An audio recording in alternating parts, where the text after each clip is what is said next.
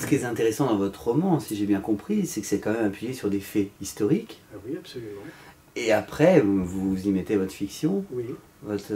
Voilà, ce n'est pas un roman historique. Ce n'est pas un roman historique, c'est un roman qui s'intègre dans l'histoire. Alors naturellement, des procès comme celui-ci, il y en a eu des centaines. C'était très très courant. Les autorités étaient très vigilantes par rapport au suicide. Et ces procès, eh bien, avaient quelque chose de surréaliste, même pour les gens de l'époque. Et c'est au fond la Révolution, 1789, qui a mis fin à cette pratique. Peut-être que j'ai pas beaucoup de culture, j'ai envie d'être humble, mais quand je vous ai lu, je me suis dit, mais c'est étrange, je connaissais pas moi ce fait historique, le fait qu'on pouvait être curateur, représenter un défunt pour le défendre. Oui, je ne connaissais pas. Est-ce que c'est ce que vous vouliez aussi faire connaître ce... Très fondamentalement, non, ce n'était pas la raison profonde. Je voulais raconter une histoire d'amour. L'amour entre Jeanne et Camille, Camille l'oublieux, qui a commis au fond à un moment la faute impardonnable en termes amoureux d'oublier sa promesse, et Jeanne, qui a manifesté une forme de constance extraordinaire. Et je voulais montrer qu'une femme amoureuse peut, au-delà de la mort, parachever en quelque sorte son amant et lui faire vivre toutes les étapes qu'il a manquées du fait de cette promesse non tenue. C'est l'idée au fond d'un accomplissement qui est conduit, piloté en quelque sorte par une morte sur un vivant. Alors ça, effectivement, c'est réussi, c'est très fort. Alors, est-ce que vous n'aviez pas peur? Là, je parle à l'auteur en technique sur l'écriture. Comment vous avez fait au niveau de la construction pour que ce soit aussi subtil, garder la surprise et crédible aussi, parce qu'à un moment donné, il faut que ça le soit. Oui. En fait, au départ, il y a la voix de Camille, avec des chapitres à la première personne, et il y a également la voix de Jeanne. Ces voix sont en quelque sorte parallèles et ne se rencontrent pas, ne s'entendent pas.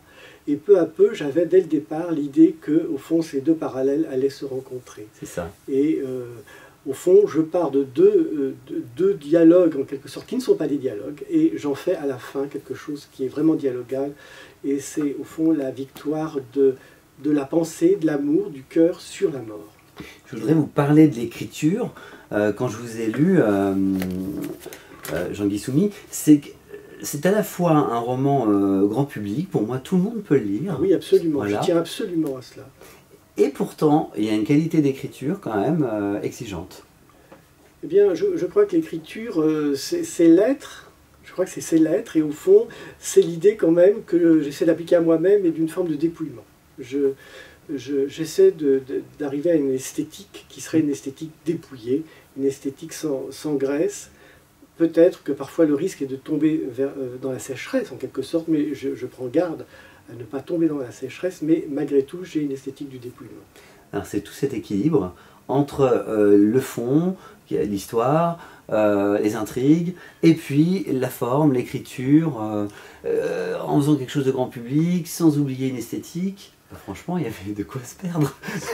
C'est le livre qui crée son écriture, ce n'est pas l'auteur qui crée l'écriture pour le livre. Je crois que lorsqu'on a la chance, comme ça a été probablement ma chance, de trouver un thème comme celui de la promesse, eh bien c'est le livre lui-même qui forge son écriture. Là, vous connaissiez le titre avant d'écrire. C'est un titre, oui, que j'avais en tête. Quand on vous lit, on ne peut pas appeler ce roman autrement, à mon sens. Non, et puis c'est un titre simple également. Tout le monde a reçu des promesses et tout le monde a aussi oublié des promesses. Aujourd'hui, ce livre est en librairie, hein, donc le but du jeu, c'est que ça se partage, que les lecteurs s'en emparent. Êtes-vous impatient d'avoir des avis? Bien sûr, je suis très très curieux des retours de lecture. Hein. À la fois, je suis avide de recevoir ces avis, et à la fois, je sais que je continue mon chemin. C'est-à-dire vous continuez d'écrire et d'avoir la tête dans les projets. Oui, c'est cela. Et je crois que c'est ça, en fait, écrire, c'est à la fois beaucoup de porosité au monde qui nous entoure et à la fois beaucoup de ténacité et de fixité. Ok. Est-ce que vous voulez rajouter un dernier mot sur notre entretien?